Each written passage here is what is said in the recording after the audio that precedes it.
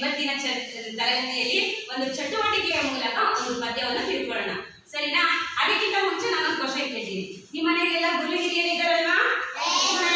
ಅವರು ನೋಡಿದ್ರೆ ನಿಮಗೆ ಏನ್ ಅನ್ಸುತ್ತೆ? ನಮಸ್ಕಾರ ಮಾಡಬೇಕು ಅನ್ಸುತ್ತೆ. ಅಪ್ಪ ಅಮ್ಮ ಇದ್ದಾರಲ್ವಾ? ಅವರು ನೋಡಿದ್ರೆ ಏನ್ ಅನ್ಸುತ್ತೆ? ಕೈ ಮುಗಿಬೇಕು ಅನ್ಸುತ್ತೆ. Very good. ಇವಾಗ ನೀವೆಲ್ಲ ಶಾಲೆಯಲ್ಲಿ ಕೂತ್ಕೊಂಡಿದ್ದೀರಲ್ವಾ? ಆ ಶಾಲೆಯಲ್ಲಿ ನಿಮಗೆ ಪಾಠ ಹೇಳ್ಕೊಡುವಂತವ್ರು ಯಾರು? ಗುರುಗಳು. ಆ ಗುರುಗಳಿಗೆ ನೋಡಿದ್ರೆ ನಿಮಗೆ ಏನ್ ಅನ್ಸುತ್ತೆ? ಕೈ ಮುಗಿಬೇಕು ಅನ್ಸುತ್ತೆ. ಅವರೆಲ್ಲ ಯಾವ ತರ ಇರ್ತಾರೆ ಅಂತ ನಾನು ನಿಮಗೆ ತೋರಿಸೋಣ. ನವಮಾಸ ಅಂತಂದ್ರೆ 9 ತಿಂಗಳು. 9 ತಿಂಗಳು ಹೆತ್ತು ಹೊತ್ತು ಸಾಕಿ ಸಲುದಂತಹ ಒಬ್ಬ ತಾಯಿಗೆ ನೀವೇನ್ ಮಾಡ್ತೀರಾ? ನಮಸ್ಕಾರ ಮಾಡ್ತೀರಾ ಅಲ್ವಾ? ನವಮಾಸ ಹೊತ್ತು ನನ್ನನ್ನು ಹೆತ್ತು ಸಾಕಿದಂತಹ ಈ ತಾಯಿಗೆ ವಂದನೆ. ಯಾರಿವರು? ತಾಯಿ. ನೀವು ಕೈ ಹೇಗಿದೆ ನೋಡಿ, ಮಗು ಇದೆ ಅಲ್ವಾ? ಈ ಮಗುವಿನ ಈ ತಾಯಿ 9 ತಿಂಗಳು ಹೊತ್ತು ಸಾಕಿ ಸಲುತ್ತಾರೆ. ಇಂತಹ ತಾಯಿಗೆ ಏನ್ ಮಾಡ್ಬೇಕು ನಾವು? ವಂದನೆ. ಏನ್ ಮಾಡ್ಬೇಕು? ವಂದನೆ. ಮೈ ಮುಳಿ ದುಡಿದು ನನ್ನನ್ನು ಸಲುಹಿ ಬೆಳೆಸಿದಂತಹ ತಂದೆಗೆ ವಂದನೆ. ಇವ್ರು ಯಾರು? ತಂದೆ. ನೋಡಿ, ಈ ಮಗುನ ಎಷ್ಟು ಚೆನ್ನಾಗಿ ಕುಸುಮರಿ ಮಾಡ್ತಿದ್ದಾನೆ ಅಲ್ವಾ? ಈ ಮಗುನ ಎಷ್ಟು ಕುಸುಮರಿ ಮಾಡ್ತಿದ್ದಾರೆ ಅಲ್ವಾ?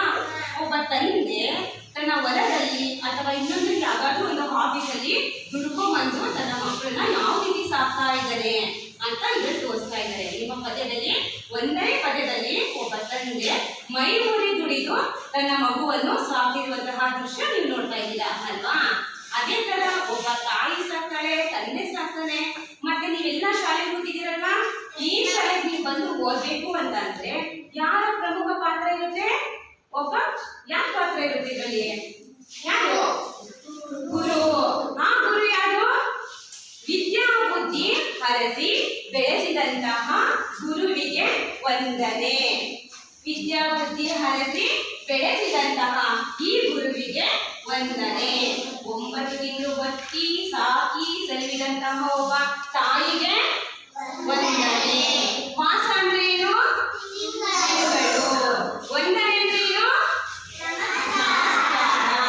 ತಾಯಿ ಬರ್ತಾಳೆ, ತಂದೆ ಬರ್ತಾರೆ, ಮತ್ತೆ ಒಬ್ಬ ಶಿಕ್ಷಕಿ ಬರ್ತಾರೆ. ಅರ್ಥ ಆಯ್ತಾ? ಇವತ್ತಿನ ತರಗತಿಯಲ್ಲಿ ಯಾರಿಗೆ ನೀವು ನಮಸ್ಕಾರ ಮಾಡ್ತೀರಾ ಅಂತ ಗೊತ್ತಾಯ್ತಾ? ವಂದನೆ ಅಂದ್ರೆ ಏನು?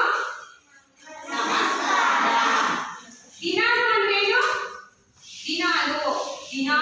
ದಿನಾಲು ಅಂದ್ರೆ ಪ್ರತಿದಿನ ಇಂತಹ ತಂದೆ ತಾಯಿಗಳಿಗೆ, ಗುರುಗಳಿಗೆ, ಮತ್ತೆ ಯೋಧರಿಗೆ, ಸೈನಿಕರಿಗೆ ಇವರೆಲ್ಲರಿಗೂ ಸಹ ನಾವು ಏನ್ ಮಾಡ್ತೀವಿ?